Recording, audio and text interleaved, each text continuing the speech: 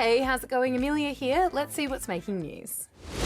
It's been a big day of COVID-19 news. Queensland has decided to close its borders to all of New South Wales and the ACT starting this Saturday. And Victoria has recorded a record number of new cases.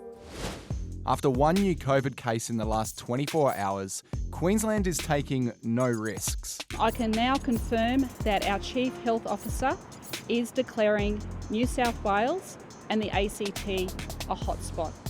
From Saturday, the state will shut its borders to New South Wales and the ACT, while Victoria will also remain locked out. Border crossing checks will also be ramped up, with Queensland Police saying people are trying to cheat the system.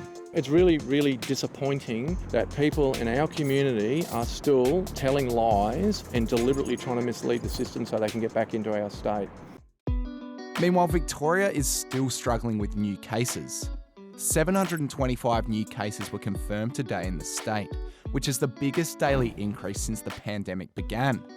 The numbers come after Premier Daniel Andrews introduced tougher penalties for anyone who doesn't self-isolate when they're meant to. Experts say it's still going to be a week or two before we see the effects of stage 4 restrictions. And in the meantime, everyone should follow the rules to keep each other safe. There's been a large explosion in Lebanon's capital city, Beirut. It started as a fire in the city's port before turning into a bigger explosion. Dozens of people have died, and emergency services have been working hard to help the thousands of others that have been injured.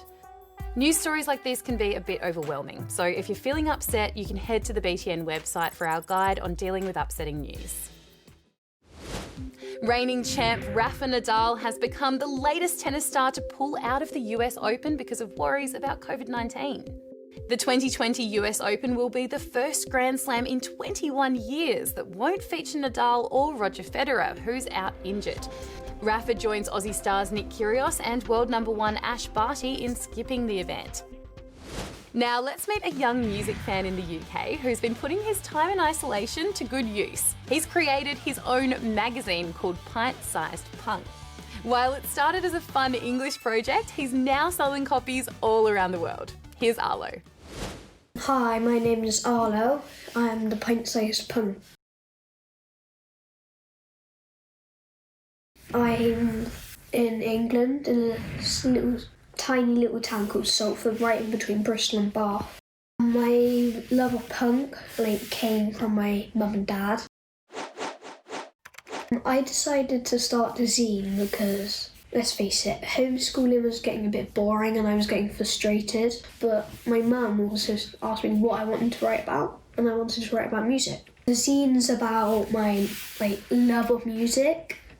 And it's got puzzles, illustrations, interviews, comics, and more junk and nonsense. It has been pretty hard trying to make this magazine. The zine has gone to lots of places. It's to Dubai, Sweden, Germany, USA, and of course Australia. My advice for other kids who want to make a zine, just do what you want, don't take yourself seriously, have a laugh, make it fun. Now it's time for a visit to a museum or 2, or 3. But remember, as tempting as it can be, please don't touch anything really. It's all hands off at the UK's Natural History Museum, unless you're one of these guys. They've been very carefully brushing giraffes and dusting blue whales ahead of the museum's post-COVID reopening today. Wowee! All of these famous faces lined up on the street in London to show us how not to touch each other by socially distancing. On closer inspection, these are actually Madame Tussauds' most popular wax figures. And apparently they're waiting in line for the grand reopening of the famous wax museum. And whatever you do, don't be like this guy when you visit a museum. He posed for a photo on a marble statue in Italy and, ooh, yep, there goes a toe or two. The man acted cool before wandering off, but he's since been identified by this CCTV. Well, that's all the news for now, but I'll be back with more for you tomorrow. See you then.